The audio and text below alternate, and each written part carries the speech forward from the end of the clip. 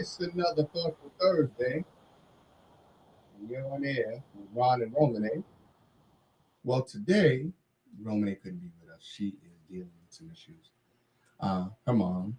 So we're going to send a shout out to both Romane and her mom, wishing them the best. The third member of our team, Mama C, is down in Carolinas, also on a mission of mercy. So we're going to send a shout out to Mama C, hoping her the best. So today it's going to be me and the mastermind, TP Square. We're going to be talking about a very serious issue. Of course, by now you've heard about the situation in the Middle East, or what's called the Middle East. The ongoing, I don't want to say war, but conflict between the Palestinians and Israel. So according to the mainstream media, in the wee hours of the morning on Saturday, Hamas launched a coordinated attack against southern Israel, launching a volley of missiles, or rockets rather, and that there was an infiltration of Hamas fighters into Israel. And apparently, from what the media is reporting, there was some sort of attack from sea as well. And, you know, if you're watching the media, the mainstream media in this country, a lot of the reporting on this incident or this conflict, a lot of it, probably 99.5% of it, is in favor of Israel. And I just think that when there's a conflict and lives are lost, you know, someone said to me years ago that there's three sides to every story. And as is the case with what's happening in the Middle East, there are three sides to this story. And I think we all need to keep an open mind about what's happening over there. So with that said, I'm going to open up the phone line because I know that this is a very serious and sensitive issue for a lot of people in this country. So the number here is 888-304-4401. Again, 888-304-4401. So now let's talk about maybe what precipitated this conflict. So I'm sure, well, I shouldn't say I'm sure, because a lot of people may not be aware. The state of Israel has existed since 1948. So we're talking, 75, 80 years ago. This country was founded after World War II. What had happened was, during the course of World War II, Zionist leaders, and that's what Jews in Europe were known as at that time, Zionists, they went to the English and also the Nazi leadership, and they wanted to ensure that whoever won the war, that they would be granted the strip of land, which prior to had been known as Palestine. So there are two agreements that you can go and research. One is the Balfour Agreement that was worked out with the English, so that if Britain won the war, or Britain and the Allies won the war, they would grant at least a portion of Palestine to Jewish refugees. The other agreement they worked out with the Nazi Party was called the Havara Agreement. And it was very similar to the one they reached with the English, so that in case the Nazis won, the Nazis would grant them that they would apportion some of the land in Palestine and allow them to leave Europe and go to Israel. So for the last, nearly 80 years, Israel has existed as a state. Well, during that time, there have been numerous conflicts or wars, you might say, between the two sides.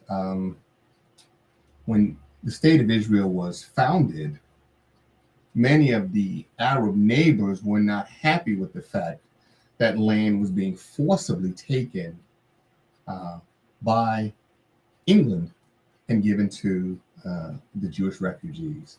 So there had been this ongoing tension since the foundation of this country. Now, with that in mind, there have been a number of, as I said, wars or conflicts that have erupted over the years. Probably two of the best known would be the war in 1967 and then the war in 1973, where Israel was able to get, I believe it was the Golan Heights and Sinai Peninsula that was taken, annexed from Palestine.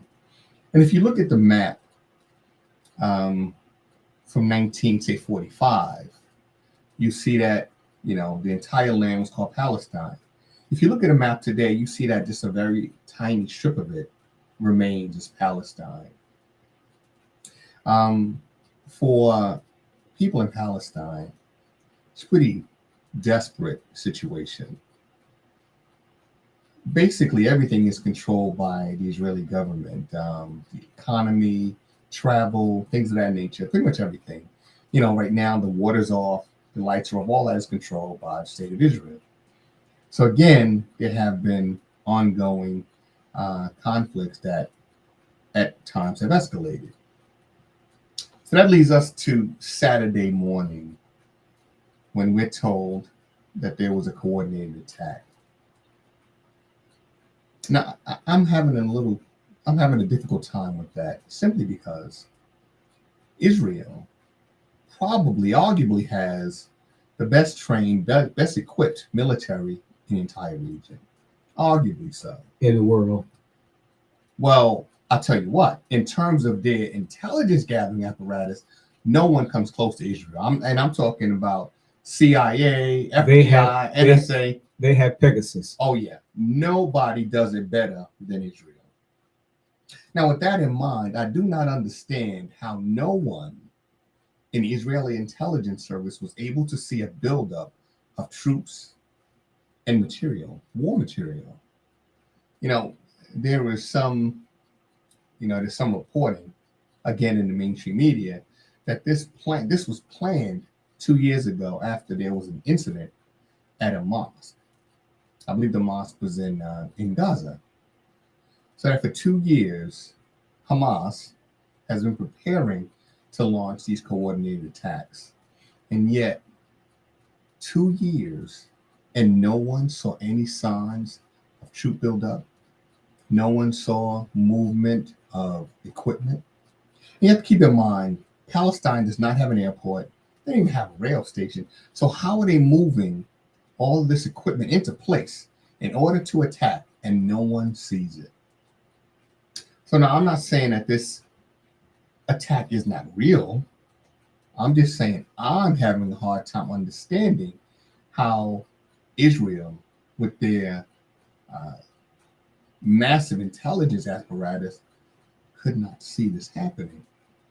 And also what's interesting, the Prime Minister of Israel, Benjamin Netanyahu, he and his wife were brought up on charges. One was bribery and some other charges.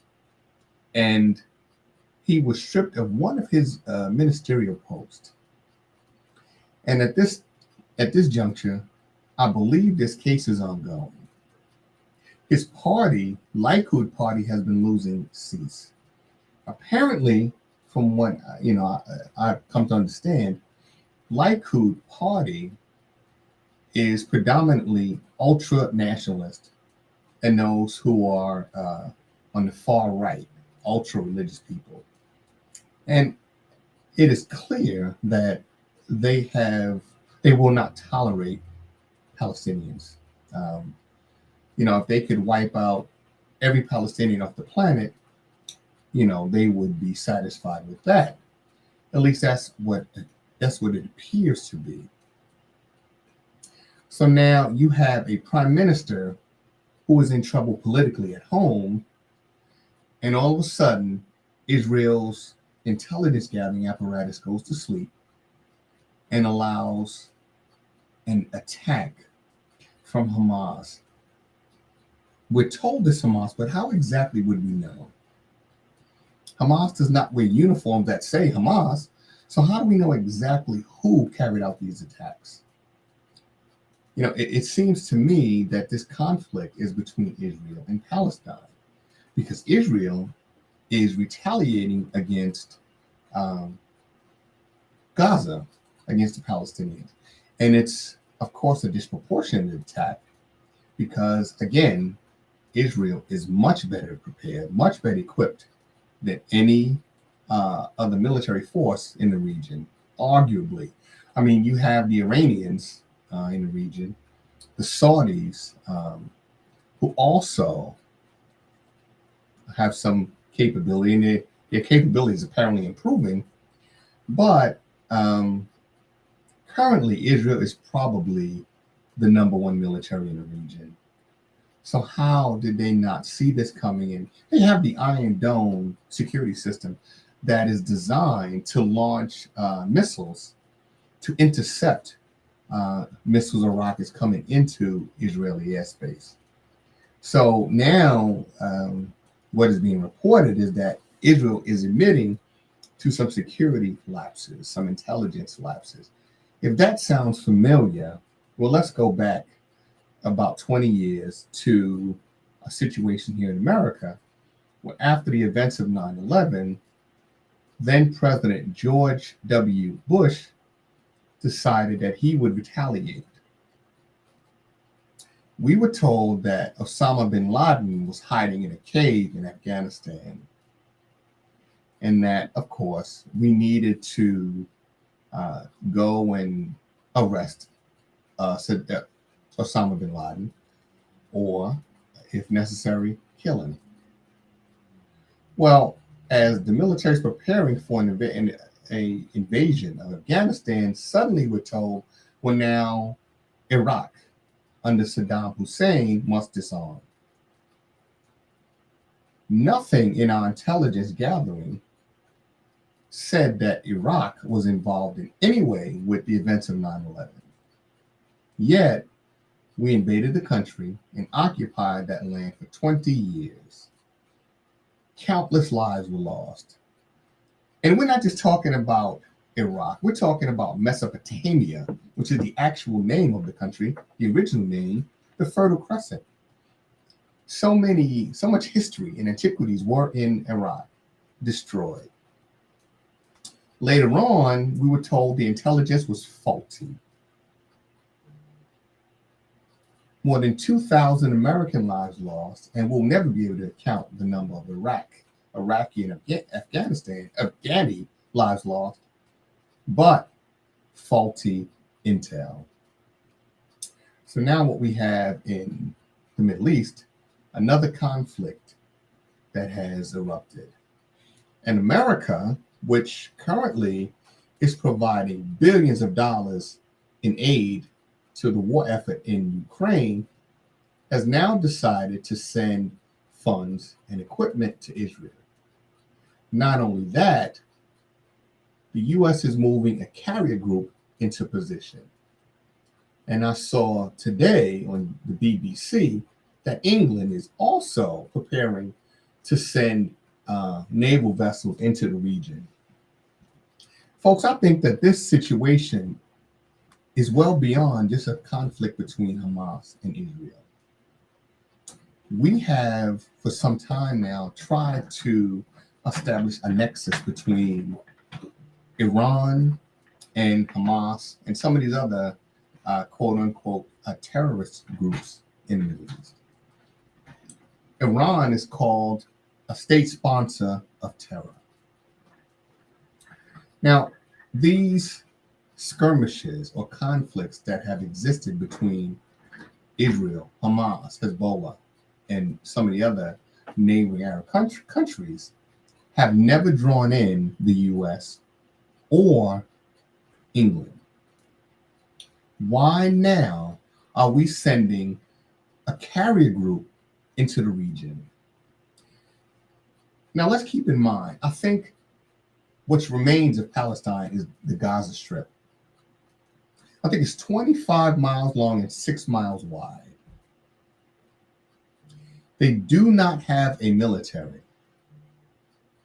We're told that Hamas, which is a so-called terrorist organization, is responsible for launching the rockets.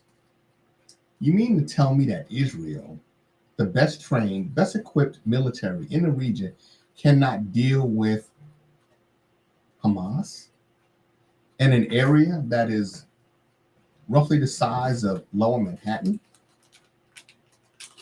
Folks, there's much deeper implications here when you see the U.S. sending a carrier group into the area and the British are also sending in a carrier. There's much deeper implications. This, folks, could be the beginning of a much wider conflict. World War III. Yes, sir. Benjamin Netanyahu said that before he leaves office or before he dies, he was going to bomb Iran. Does this situation now, this current situation in the Middle East, does it now give him the impetus to go and launch an attack against Iran? Now, keep in mind, he already has the backing of the U.S. If the carrier group is not there already, they will be shortly, followed by the British. So he will have the backing of two major military powers sitting right off the coast. So if he were to launch an attack, they could launch a coordinated attack against Iran. Now, Iran is a little different from Iraq in many respects.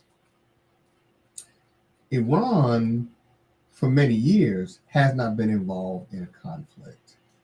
Iran, during that time, has built up their defenses, built up their military. It would be very, very difficult for Israel to defeat an Iranian army. I think Iran has a standing army of over 2 million members, and that doesn't include their reserves. So for Israel, it would be very difficult for them to defeat them in a conventional war. But however, the U.S., as I said, is there, if not already, very soon. And the British are moving into position. Folks, this is not just about Israel and Hamas or Israel and Palestine. There's something much deeper going on here, much, much deeper. And we need to be aware of that.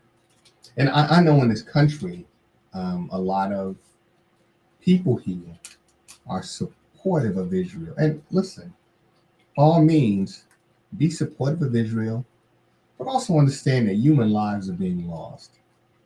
And there are two times when we should not discriminate: when we come into the world and when we leave it. And people leaving in record numbers in that area. We're told that more than 1,000 Israelis have died. And on the Palestinian side, excuse me, I think the number is getting close to 1,600, or may have surpassed that number by now. So human lives are being lost. And sometimes these conflicts happen.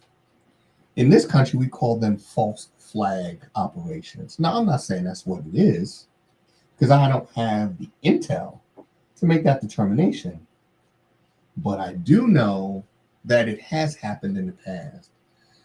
And if something works for the government, if they can obtain their objective, they'll keep doing it.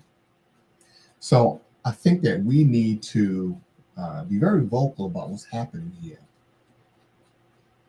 For the American people, many of us are suffering. The middle class is being annihilated from increasing taxes, rising food costs, cost of fuel. The cost of educating our children is almost out of reach. And with the suffering of the American people, Congress continues to send billions of dollars to Ukraine. I think the current outlay is nearly $77 billion, which I believe that would have pretty much taken would have done away with student debt. So now we're telling American students, well, you're going to have to pay or continue to pay your student loans. The money that could have gone to end that burden is now going to fight the war in Ukraine. Now, our last disastrous war in the Middle East, it kept us there for 20 years. And I'd like to ask our government officials, what did we gain in 20 years of warfare in Iraq and Afghanistan? Nothing. Exactly. A lot of lives lost, countries destroyed. And for what? To what end? And now the war in Ukraine has entered its second year. What's the objective? What's the end game in Ukraine? How long will we stay there? Will this be another 20-year protracted war? Or is there an end game? Are we just going to keep throwing money into this? How long can we do that? Now, there's apparently a second front because the president and Congress has vowed to support Israel. They have already loaded up supply planes and are sending in ammunition and other things to support the war effort. Now, let's think again now. Hamas is supposed to be a small terrorist organization inside of Gaza, which is 25 miles long, 6 miles wide. Why does Israel need all of this extra equipment and ammunition for a group of a ragtag army in an area the size of, again, Lower Manhattan? Folks, open your eyes. This is more than just a conflict between the Palestinians and Israel. There are other objectives. Just think about the reporting, the media's reporting of not just Iran, but China and Russia. For a while, we were blaming Vladimir Putin for everything. I think at some point we were trying to find evidence that he shot Kennedy. And now, Iran. We have been blaming Iran as a sponsor of terror. Do you think it may be possible that we may be planning to kill two birds with one stone, annihilate Hamas, and take out Iran as well? Think about it. A British carrier group and an American carrier group for a skirmish with Hamas? At this point, how much longer can the Palestinians hold out? They've cut the water, they've cut the electricity. Their hospitals probably have enough fuel to last them another day or so, if they haven't run out already. I think it ran out today. Well, with that, without power, without the ability to care for your wounded, without light, without water, how long can you hold out? At some point, the Palestinians will have to, come to the table and seek a ceasefire. And let's be realistic. They're going to become refugees and leave Gaza and go into Egypt. Well, a lot of them are. A lot of them are escaping. And for those that are leaving, running for their lives, when they come back, well, there's nothing to come back to. Exactly. It's going to be flattened. It'll be flattened, and possibly there'll be new settlements built there. Reoccupied. Yes, there'll be new settlements built there. I just think that we need to be very, very vigilant and watch carefully what's happening. This is no accident that the U.S. was so quick to send in equipment and to move a carrier group into place. This was not an accident. This was not something that was unexpected. I will never believe that they were able, Hamas, I'm saying, was able to move all of these men and equipment into place and no one saw anything. Israel pretty much has the Gaza Strip surrounded. In fact, you have to have a pass as a Palestinian to come into Israel. So there's closely monitored checkpoints between these two nations. So to say that, they were able to move men and equipment and nobody saw it, oh yeah, they're going to say that there were tunnels. You mean Israel wasn't aware of the tunnels? We don't have something called ground penetrating radar that will show us what's underground? Come on, folks. And again, we're talking about a small strip of land. They do not have a military. There are no Hamas uniforms. So we are just trusting that the media is giving us accurate information. How do we know for sure who carried out this attack on Israel? And don't get me wrong, folks. It's often repeated that Israel has a right to defend itself. And they do have a right to defend themselves. They do. They do. I will go a step further and say, as a nation, you have an obligation to defend yourself. Absolutely. Yes. My question is, do Palestinians also have a right to defend themselves? Absolutely. And if so, how would you do that when all of the aid, military aid, goes to Israel? Who supports the Palestinians in their efforts? Iran. Okay, but they don't have a military, right? So how do they defend themselves? Now, Israel is talking about launching a ground offensive, right? How can they defend themselves?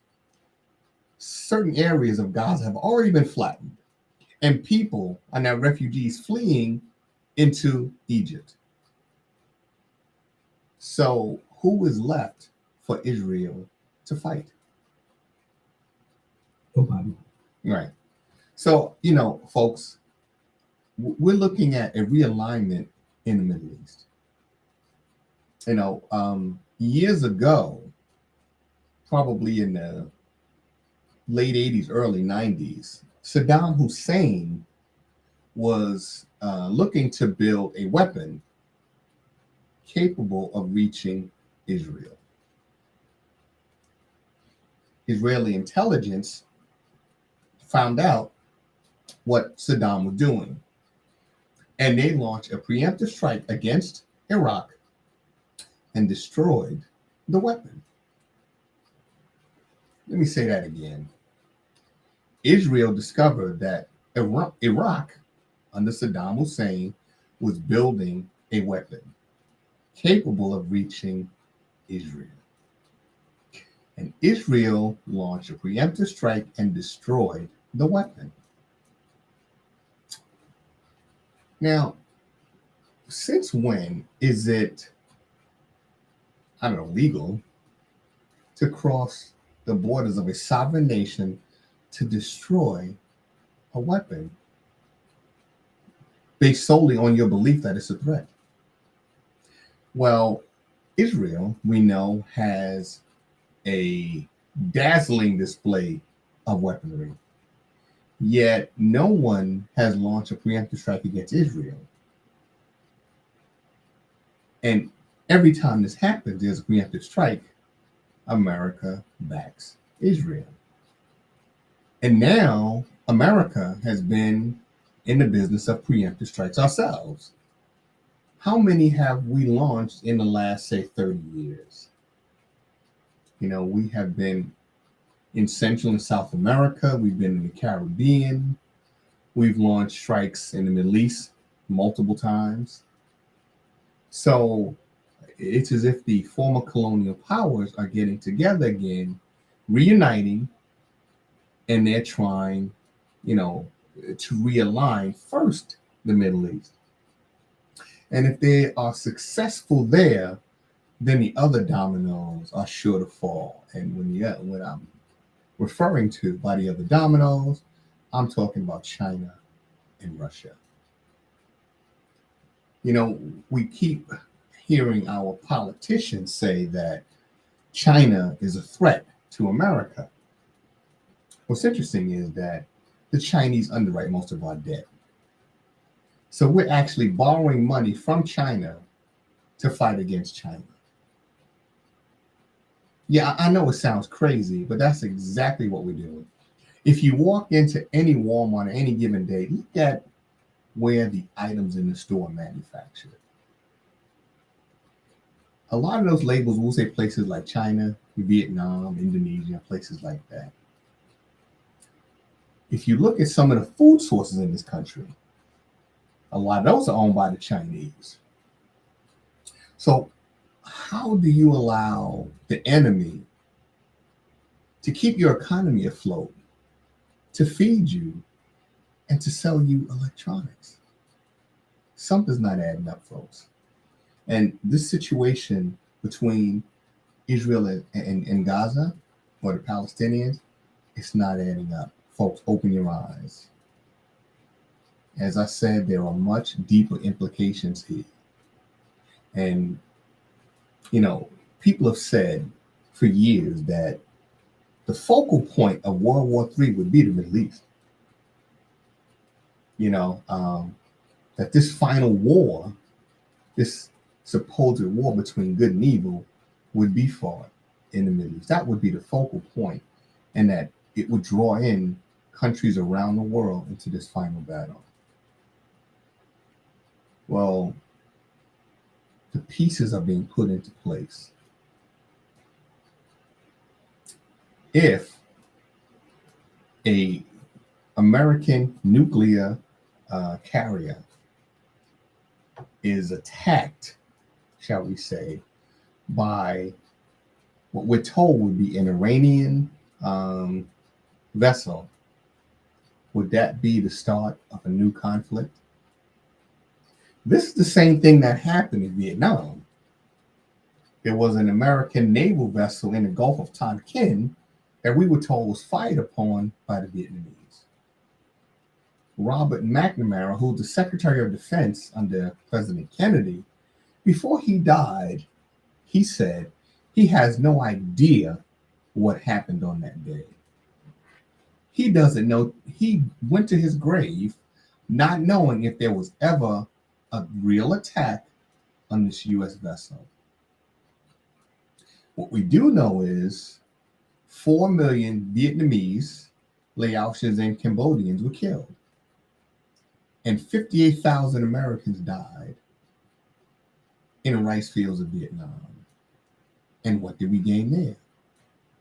We said we were trying to stop communist insurgency, and yet Vietnam is a communist nation, or should I say a socialist nation, and is a trading partner of the U.S. So what did we accomplish? Same thing again in Iraq and Afghanistan.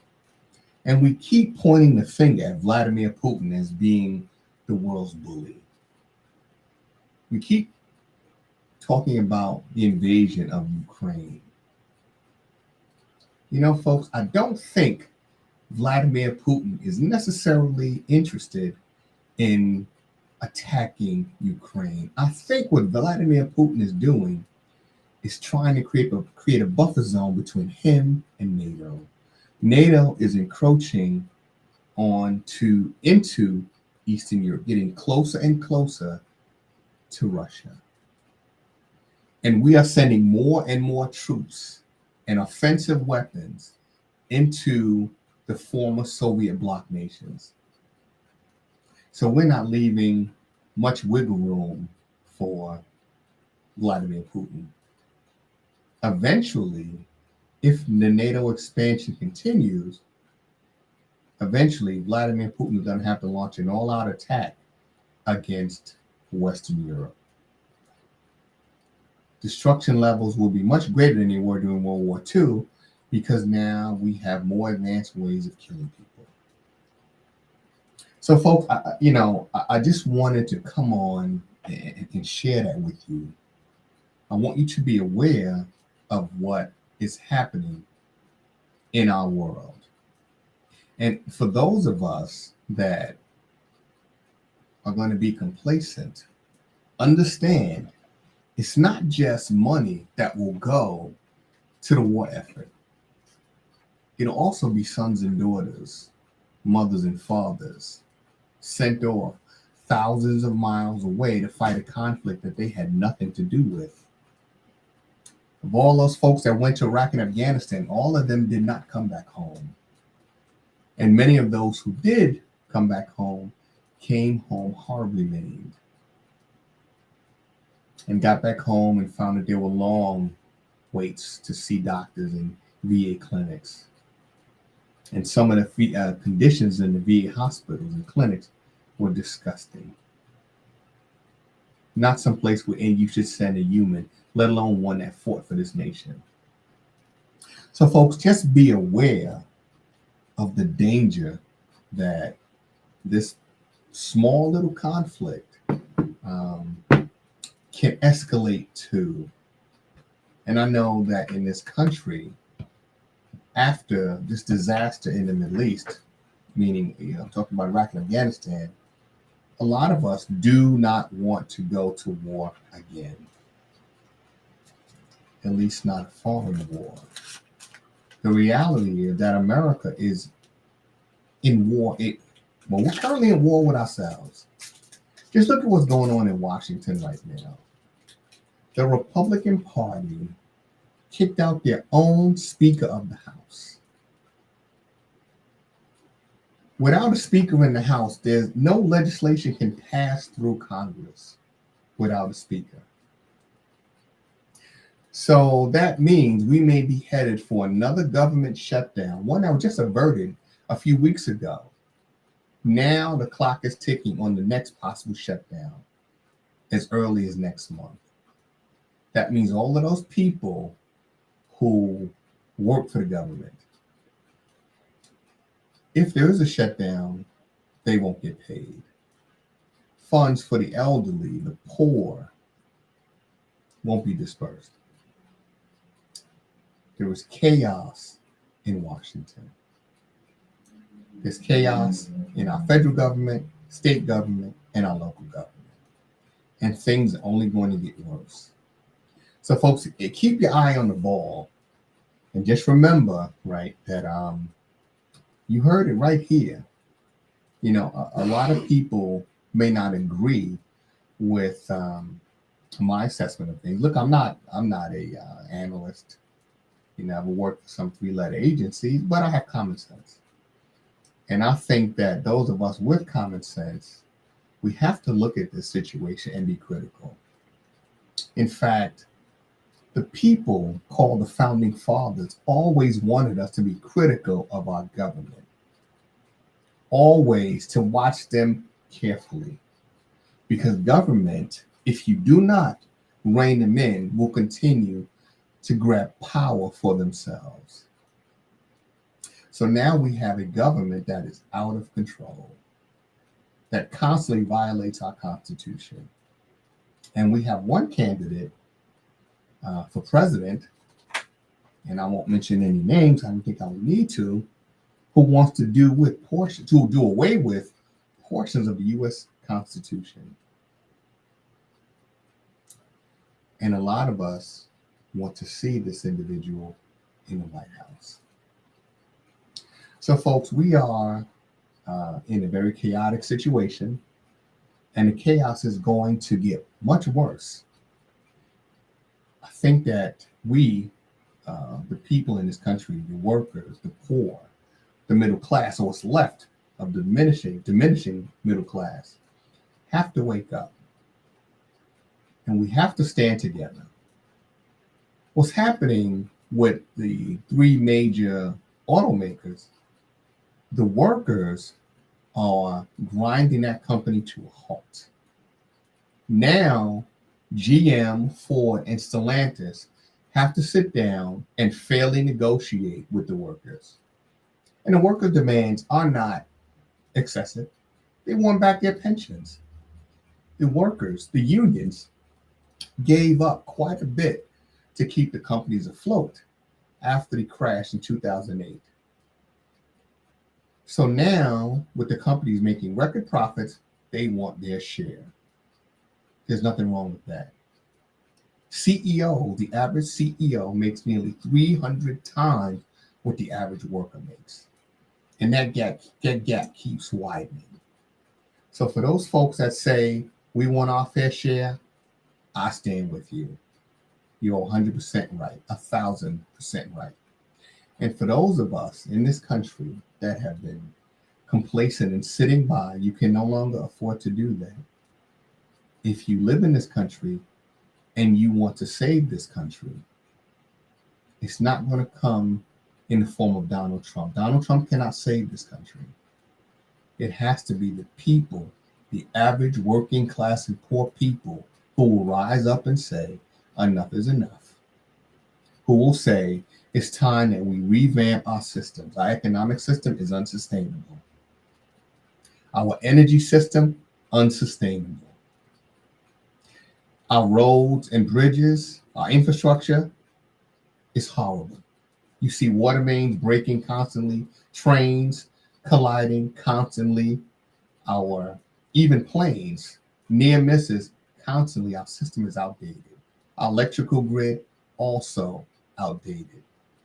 And with all of these things that need to be our need of repair, our money is going to Ukraine, and now is going to Israel to fight wars that don't have a damn thing to do with us in this country. We're fighting on multiple fronts. We're fighting to keep a roof over our head, food on the table, gas in the car, educate our children. And yet, now the government may be calling on our young men and women to go off to fight in another disaster. And who wins and who profits? Certainly not us. So folks, be aware of that, right? I would hope that we would have had some people to call in and give, their take on what they believe is happening in the Middle East. Or let's see what's happening right here in this country. We're dealing with crisis after crisis here. And I'm not just talking about the migrants. We're dealing with crises, and there are more to come. So folks, I just wanted to come on today and share that with you. I hope that this information will sink in, and that some of you, hopefully all of you, will do a little research, because there's nothing new under the sun. These plans that are laid, they've been laid before. The names change and maybe locations, but the plan's are always the same. And it is always the poor and the working class that suffer. And it doesn't matter whether you're black, white, brown, what language you speak, or what God you pray to. It does not matter. If you're poor, if you're working class, you are by definition a victim of capitalism, a victim of, corporations that are out of control, and a government that works more for our corporations than for us. So folks, with that, I'm going to say good night to you. And I hope, again, that something I said sinks in. And for those people that may have been offended by anything or all of what I said, well, I certainly can apologize to you, simply because every year at the start of the fiscal year, Israel receives money, taxpayer dollars. If our money is going to Israel, we should have some say in the affairs of Israel. No, we're not citizens, but we are the supporters of that nation. And if necessary, our sons and daughters are going to have to fight for a war between Israel and Hamas that we did not start. So again, folks, I wish you a wonderful weekend. It looks like it's going to rain here in this area, but wherever you are, hopefully the sun is shining, and we wish you the best. We want to see you again right here next Thursday. Hopefully the ladies will be back. Well, I know Mama C won't be here, but hopefully Romane will be here with us, and we can continue to talk about this and some other major topics affecting this country. But with that said, good night. Peace out, y'all.